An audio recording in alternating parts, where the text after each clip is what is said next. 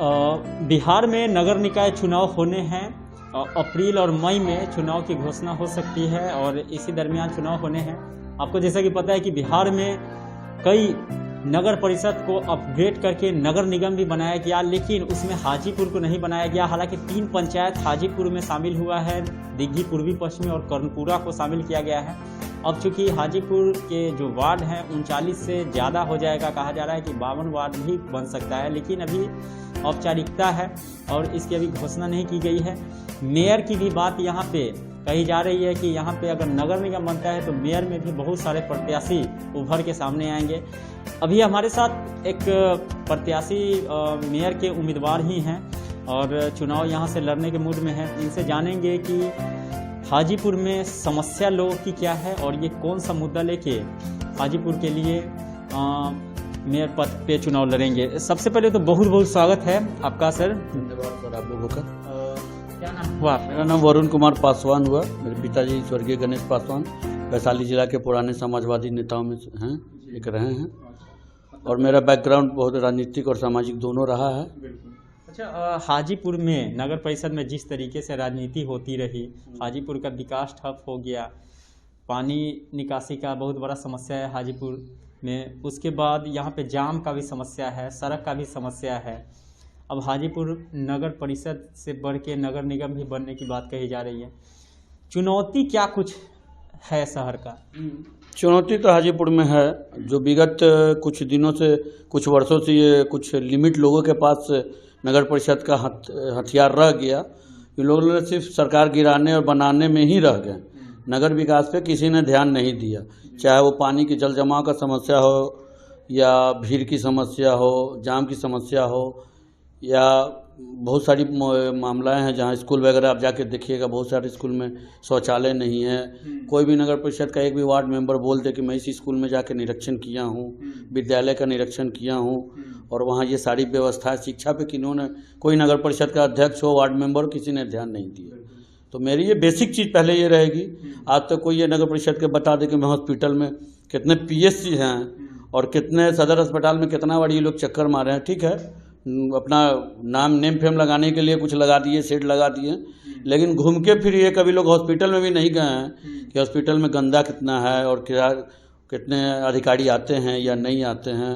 अभी विगत कुछ दिनों पहले एम्बुलेंस के कारण वो अपनी पत्नी को लेके, ये सब चीज़ नगर में उठना चाहिए था, बट किसी जिस वार्ड में पड़ा या नगर परिषद में पड़ा हो कि उन्होंने ध्यान नहीं दिया ये सब चीज़। अच्छा, ये अब चूंकि नगर परिषद में मेयर पद के प्रत्याशी, चूँकि अब सरकार ने घोषणा कर दिया है कि अब मेयर का जो चुनाव होगा या सभापति उपसभापति के लिए, तो इसमें पब्लिक ही इलेक्ट करेगी।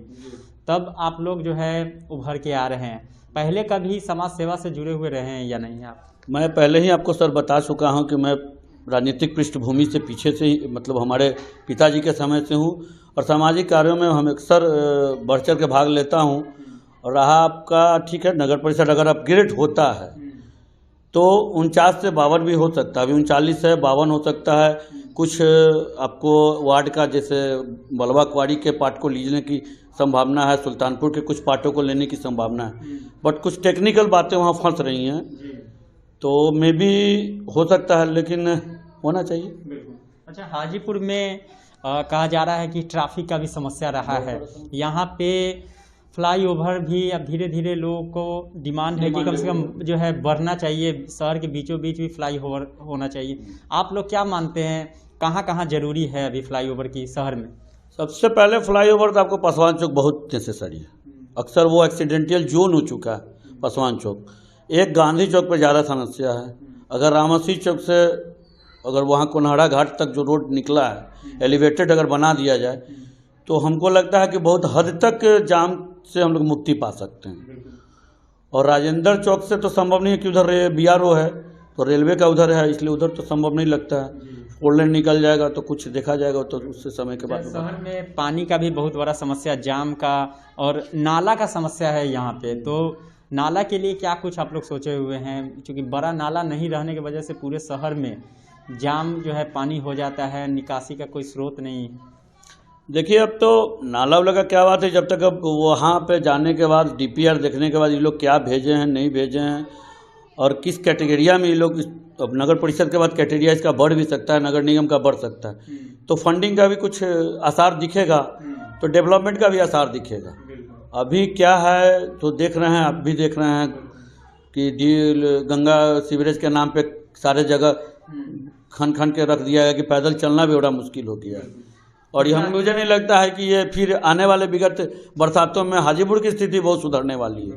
कितना तैयारी जो है आपका स्ट्रांग है? अभी चूँकि मेयर पद पे कई सारे उम्मीदवार का नाम सामने उभर के आ रहा है हाजीपुर में, आप लोग का कितना तैयारी सही रूप से चल रहा है? तैयारी हमारी चल रही है और सारे कोनाओं पे सारे लोगों से हमने अपने फेस टू फेस, अभी ठीक है मैं प्रचार फुल रूप से नहीं कर रहा हूँ, लेकिन लोगों से मिलना, लोगों से जुलना तो मेरा अक्सर रहा है। और अब मिलना मतलब थोड़ा सा उसमें तेज़ी कर दी है कि भाई हम भी कैंडिडेट हैं। और प्रचार प्रसार तो मतलब अभी बहुत सारे उम्मीदवार करना भी शुरू कर दिए हैं, लोगों से मिलना भी। अभी आपका प्रचार प्रसार शुरू नहीं हुआ है? नहीं, मिलना जुलना मेरा भी चालू हो गया।